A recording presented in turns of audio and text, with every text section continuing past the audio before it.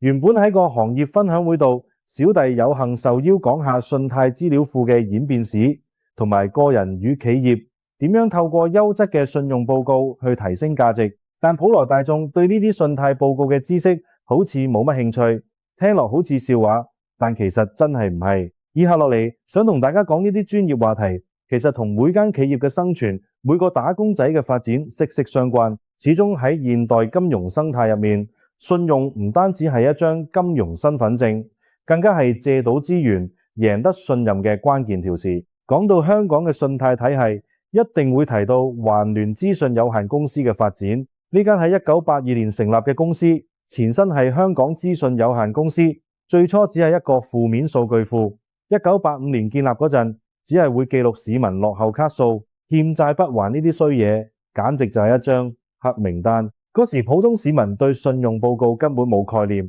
直到後來公司被收購，改名 TU 報告呢個俗稱，先隨住大家多咗借貸需求而傳開，變咗大眾口中個人信貸報告嘅代名詞。真正嘅轉變係由2003年開始，當年香港個人資料私隱專員公署修訂咗個人信貸資料實務守則，信貸資料庫就由負面記錄轉型做正面資料庫，唔單止記低你有冇遲還錢，仲會將準時還款、信用額度用咗幾多呢啲好記錄擺埋入去，令信用評估由單向懲罰變作雙向鼓勵。而2022年更加係劃時代嘅一年。香港政府聯同金管局、銀行公會同埋放債人協會推出咗信資通系統，環聯資訊被納入旗下，變做多個信貸資料服務機構之一。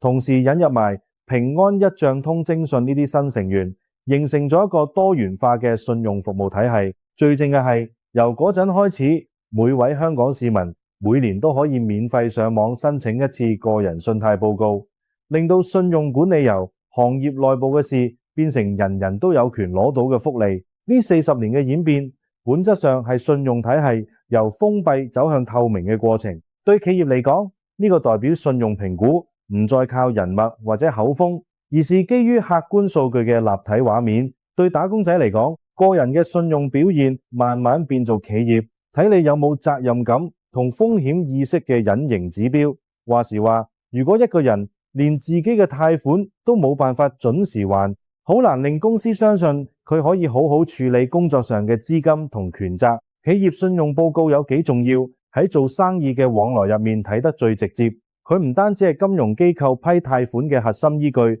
更加係合作夥伴判斷信唔信得過你嘅關鍵參考。一份優質嘅企業信用報告，絕對可以成為公司開拓市場、頂住風險嘅無形資產。判斷一間公司嘅信譽，主要圍繞5個核心指標展開。第一，還款記錄，呢個係信用嘅基石，準時還貸款，找供應商條數，會喺報告入面留低好記錄。相反，就算只係遲咗一次，都可能變做合作夥伴眼入面嘅危險信號。特別對中小企嚟講，同大企業合作嗰陣，對方通常會先查你份信用報告。如果發現有幾次遲還錢，好可能直接玩完，連合作機會都冇埋。第二，信用額度使用率同個人信用差唔多。企業嘅信用額度使用率如果長期超過30%，就會被當成係過度依賴借貸，暗示緊公司嘅現金流可能有隱憂。例如，一間公司如果長期將銀行俾佢嘅信用額用盡，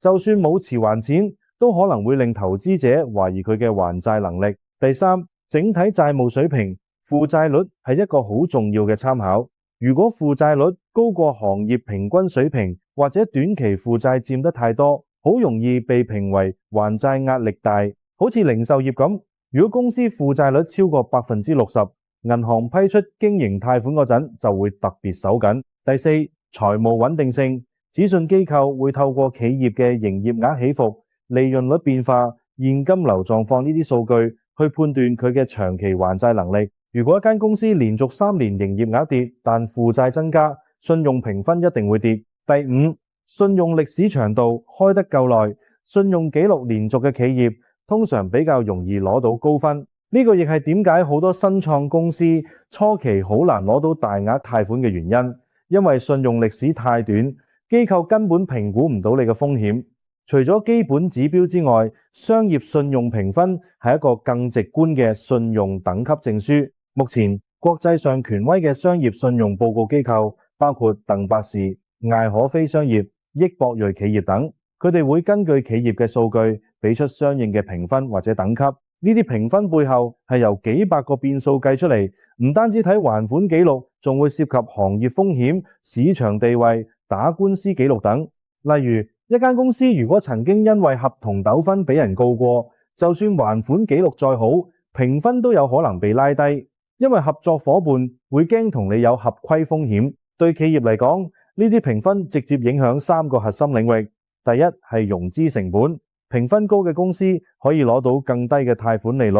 第二係合作門檻，好多大企業會要求供應商達到某個信用評分先可以入圍。第三係交涉權力，信用好嘅企業喺賒數、數期談判上面更有話事權，可以減少俾訂金嘅壓力。企業信用唔單止關乎公司自己，更加同打工仔嘅發展好有關係。喺依家越嚟越講究合規同風險控制嘅商業環境度，員工個人嘅信用意識同行為隨時會直接影響公司嘅信用表現。調返轉頭，公司嘅信用狀況亦會變做員工揀公司嘅參考。例如，負責公司財務或者採購嘅員工，如果喺處理應付款項嗰陣拖拖拉拉，搞到供應商條數過晒期，會直接整臭公司嘅信用記錄。而營業員如果為咗湊數而誇大公司嘅還債能力，氹合作夥伴放寬數期，最後因為頂唔順開唔到數而俾人投訴，一樣會影響信用評分。所以好嘅公司會將信用管理納入員工培訓，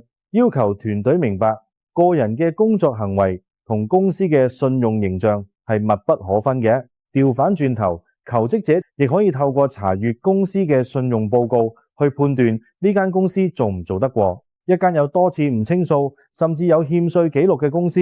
唔單止可能面臨經營危機，內部管理亦好有問題。對打工仔嚟講，入埋呢啲公司，隨時要應付拖糧、職業發展受阻等風險。再深一層講，個人嘅信用意識會變成職場競爭嘅隱形加分項。喺涉及資金、客戶資源呢啲敏感職位嘅升職考核入面，老細往往會傾向揀信用記錄良好嘅員工。開頭講過，呢個反映出一個人嘅責任感同風險意識。例如，同樣有2位人選，一位可以準時還個人貸款，信用評分好靚，另一位就成日遲還卡數，公司自然會更加信任前者，交託項目資金或者重要客戶俾佢管理。由香港信貸資料庫40年嘅演變，到企業信用報告嘅核心指標，再到職場入面嘅信用關係，大家不難發現，信用管理從來都唔係做一次就完嘅任務，而係需要長期經營嘅無形資產。對企業嚟講，定期查下自己份信用報告，控制好負債率，